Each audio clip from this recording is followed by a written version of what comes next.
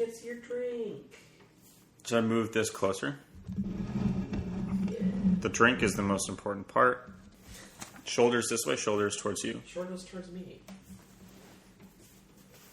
Okay. Act natural. Movies are not gimmicks. That's very important to know, because far too many Hollywood movies already do this. Like Battleship, in which they just wanted to play Battleship. That was it. That's what the entire movie is based off of. This movie is different. All of my movies are different. These movies have a story and are not based on gimmicks, unless the gimmick is too good to pass up. Like a human fighting a horse. This is Animosity. You're definitely going to want to take that one again. Why? You're definitely going to want more energy. I don't think I should. But let's not fall into the trap of being only a gimmick. We're going to start with our characters, because characters build really compelling stories. My next bullet is called Cast of Athletes. Athletes spelled incorrectly. Oh, I forgot to take down the thing. When I say this is Animosity... Is it in focus? Sure, that'll read. It was there last week, too. It's an Easter egg for our loyal viewers, which I'd have known of yet. Animosity opens on our cast of characters. Actually, there are only 5. 5 main characters that make up our entire movie. You've got a quarterback from the US, a swimmer from Canada, a tennis player from France, a decathlete from Brazil, and a weightlifter from Japan. Nailed it. Nailed it. The opening of our movie is a montage of these 5 athletes at the absolute top of their game. They are competing on some of the biggest stages in arenas across the entire globe until they suddenly vanish. We continue following the swimmer, our main character named Jamie. Jamie, which is a name that both boys and girls have, but in this case is a woman character. I don't want to say that so outright. Jamie, the swimmer from Canada, finds herself all of a sudden, after transported from the pool, on a grassy mountainside. Is she with the other ones? She is not. She is by herself. Okay. Grassy mountainside. At first, she seems confused. She actually seems kind of at peace. She kind of likes the place where she's at. But all of a sudden, she detects an enemy that she can't see quite yet. She gets into almost battle mode. She finds a weapon, arms herself with a rock, turns around, and sees a golden eagle swooping down. So literally the second scene of our movie, which might actually... Ow. You okay? No. Have another drink. It's going to happen again. This is the second scene of our movie. Maybe even the first, because we opened on a montage. I don't even know if that counts. And already, our main character, Jamie, an Olympic swimmer, a top-tier athlete, has armed herself with a rock and is fighting a golden eagle. And she wins. I mean, it's a pretty cool fight, but she wins pretty heavy-handedly. Minimal damage. With that, she's standing over this eagle carcass when a red aura envelops her and she wakes up again in a different place. All of a sudden, she's on an alien ship. What she realizes is that she's actually surrounded with her 4 other athletes, the ones from the opening montage. Through this dialogue, we realize that all 4 of them have just survived these battles with different animals. Puzzling the pieces together. No. That's what I wrote. Piecing the puzzle together. Piecing the puzzle together. They start piecing the puzzle together, and our movie slows down a little bit. No more action scene. Let's get into the exposition. Jamie and these 4 other athletes start talking about where they might be and why they might be here, and they realize that each of them had just fought a different animal. They guess that this might be some type of contest, because they all know that they shared this experience, this haze of aggression towards their competitor. Jamie admits she would never kill a golden eagle if it flew at her in the real world, but she felt this drive and was convinced that this was a battle to the death. And they realized that maybe these animal counterparts actually felt the same. So let's dive a little bit more into each of these characters. Jamie herself represents kind of righteousness. She is incredibly virtuous. These other characters recognize her from her Olympic run and know that she actually turned down a gold medal because a bogus call impacted the person who was going to beat her. So she turns down her medal and still has this top Olympic speed, but doesn't have the reward to show for it. That's kind of her in a nutshell. Ugh. This fireball is not resting easy with me. So Sumo is the name of the Japanese wrestler. He actually doesn't do sumo. He's not a wrestler. He's the weightlifter. He doesn't do sumo wrestling. Everyone assumes that he does, but sumo is just his name. It's his nickname. Okay. You're treading a thin line. Why? I don't know. I just feel like there's some racial insensitivity that's happening. There's a large chance that that's true. I don't know. I wanted a cast it's out of ignorance and privilege, if anything. If anything. I wanted a cast of racially diverse characters. I know. Our French tennis player is incredibly passionate and aggressive. She stands up for herself against all odds. Yes. Football guy. Football guy doesn't have a name yet. I'm thinking Jeff. So Jeff is a football star. He's kind of the one who is the most recognizable of these five. He's known by all of them as actually kind of a cheater. He's been suspected of rigging games to win. Now, he defends this as doing anything necessary in order to come out on top. He sees it as very admirable, but everyone else kind of sees that, what? That's a little bit on the nose? Much. Yeah. He doesn't even say that he didn't cheat. It's really important to his character, though. Can I go on? You're mean when you drink Fireball. And the last of the five is our Brazilian decathlete. He's very cunning. So he's very quick and very witty, but he actually also doesn't speak English. He's the only one of the five that doesn't speak English. So it's difficult to communicate with him, but he's still very endearing as a character. We start building out these two stories in parallel. One is our characters in this alien environment, figuring out why they're there and figuring out what they can do next. On the other side, we start building out these battles, more of our characters in action. As they get more intense, we see 2-on-2 battles. Jamie and Sumo fighting against two crocodiles. Now, in this fight, Jamie gets brutally bitten, but actually, when she gets back to her alien cell, they're entirely healed. Now, this is important because in the next fight, again, 2-on-2, it's our football star and our Brazilian decathlete against two hyenas. Our football star loses his leg. They win the fight, and when he gets back to the cell, his leg is restored. Now, this starts him on a downward spiral. He starts becoming dangerously imbalanced because he doesn't know what's real and what's fake. His body is his livelihood. He saw it get mutilated, and now it's healed. He starts going to some really dark places. I got to put that into shorter words. Yes. Now, in parallel, our cast of five is also planning an escape, or as much as they can try. The Brazilian decathlete realizes that the air vent that they have starts changing temperature drastically, sometimes frigid cold, sometimes boiling hot. And he begins to realize that maybe these wilderness environments that they keep going to for these battles are happening just above them. They can't prove this, but it's a start. They also suspect that this haze that they felt at the beginning might actually be deteriorating. Sumo seems to believe that he is thinking more clearly in these battles. No one can be sure. Jamie doesn't believe him. But again, maybe that's starting to piece together a way for them to get out. This idea of like this haze, this will to fight involuntarily for them is really unsettling, right? It's making them be incredibly violent, and these animals be incredibly violent too. Yeah. So for one of them to say, I felt a little bit clearer in that battle, seems to suggest to him that there's a way for them to combat against this alien force.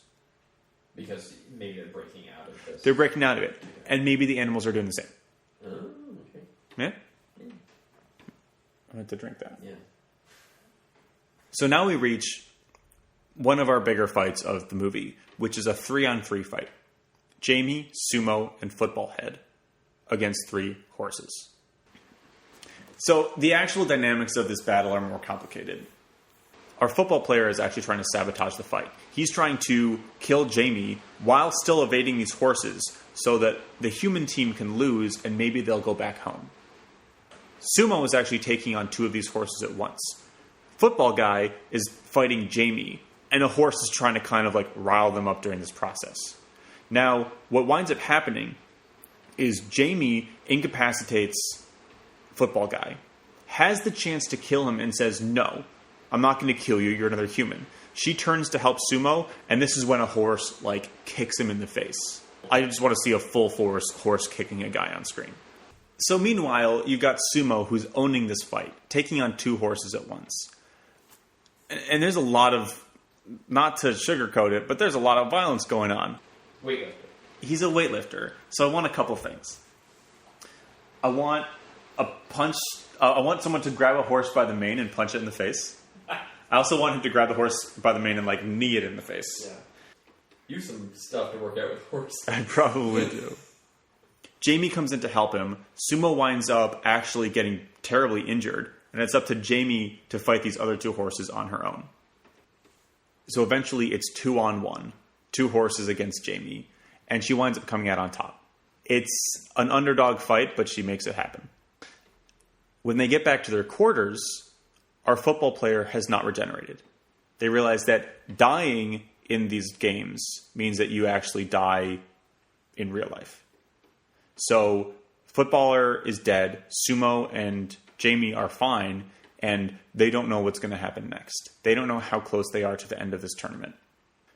Sumo also realizes, again, reaffirmed, that this haze is almost totally gone. The fact that footballer was able to fight Jamie, and that Jamie was able to keep a level head and not kill him, means that they are able to think clearly. And he believes that these animals could do the same. So now we enter our final battle, which is our 4 humans against 5 mountain gorillas. So the battle starts with our 4 humans finding sticks, sharpening them into spears, and standing back to back, basically waiting for the battle to start. When the gorillas approach, they are howling, they are beating their chests, they are making a show, but they're not attacking. And Jamie realizes that maybe this means that they're also not affected by the haze anymore. She realizes one of them is missing, the biggest one actually, and finds him beating violently against the wall of this cliffside in this environment that they've rendered. And she sees that he's broken through. He's cracked this rock, and you can see through to this alien circuitry behind. It's not a hole big enough for a gorilla to get through, but Jamie can fit. The alternate name of this movie is Anglo-centric. So Jamie's able to sneak through this hole and escape into this alien space. It's, again, like their room, stark white, incredibly sterile, streaks of silver and chrome everywhere. She's sneaking along, spear in hand. Actually, Charlotte's able to follow her. So the 2 of them are basically walking through, trying to figure out where they are and how to free the others. Eventually, they're actually spotted by an alien. Now, these are creatures that are 9 feet tall, very hunched over, vertical slits for eyes. I think their mouth is on the bottom of their jaw. Really, we're going all out alien here. They're able to take this alien down. Charlotte using a pipe that she found, and Jamie using her spear. And they keep running again into this other room that's essentially a zoo. Dozens of different species of animals all caged up. And Charlotte and Jamie realize that these animals are innocent. They're in the same spot as they are, taken against their will, forced to fight, and in dire need of escape. And it's amazing because these creatures that they were once fighting against are now their allies. So they free all these animals. Jamie actually frees horses, her mortal enemies since a day ago. Now you've got this army of animals with humans at their forefront trying to take on these alien overlords and find some way to escape. Now, here are the scenes that I want. I want a boa constrictor that kind of comes out of an air vent and loops up, forms a noose around an alien and pulls it up.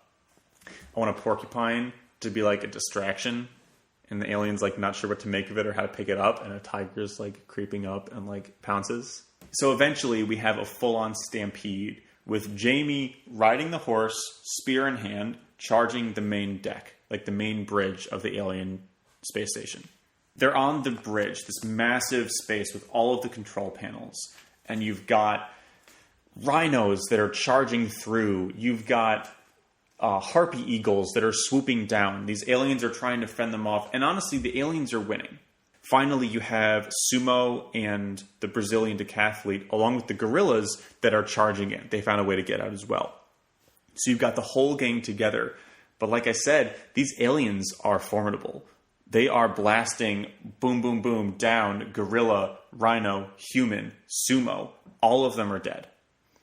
What we end with is Jamie collapsed and bleeding out against the back of this control panel for this space station. And she looks out the window and sees that they're actually orbiting between the moon and the Earth.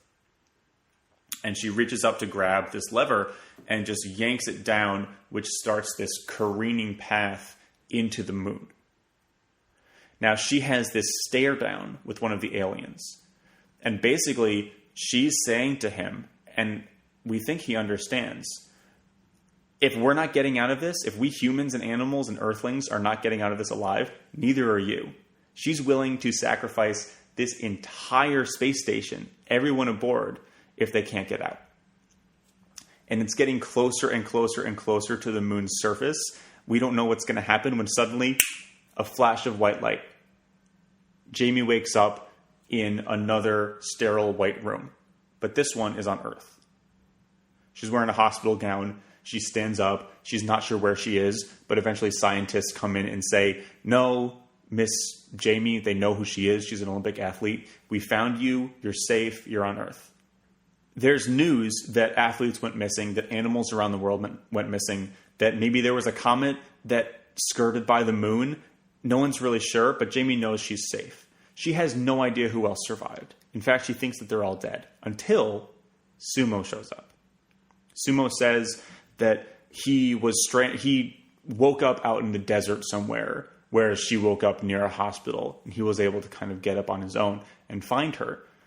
And our movie ends with the two of them reflecting on what just happened, what was real and what wasn't, who survived and who didn't, what this means for humanity, for our relationship with animals, and for our relationship in the universe. And with that, we end the movie on the two of them being alive and healthy, but unsure of what's happening next. Excuse me. Animosity 2. There could be an Animosity 2.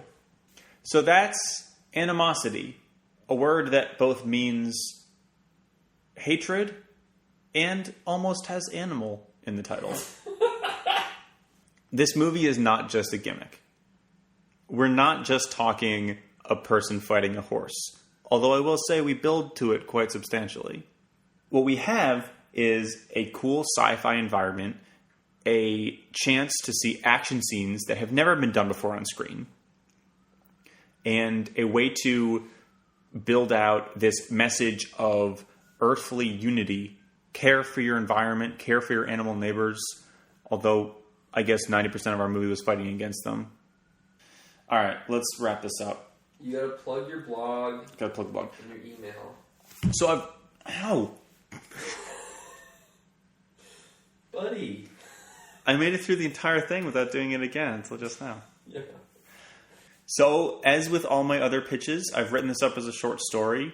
These are posted on my blog, sonofapitch.blog.wordpress.com. Please visit, comment. If you like the video, like and subscribe. Any questions, comments, concerns, ideas for potential episodes, email me at sonofapitch.contact @gmail.com. Thanks for watching. We'll see you in a couple of weeks when I do another one of these. I can't do a quick close at this point. I'm done. Are you sure? What do I say? How do people... You got another one in you, I'm sure.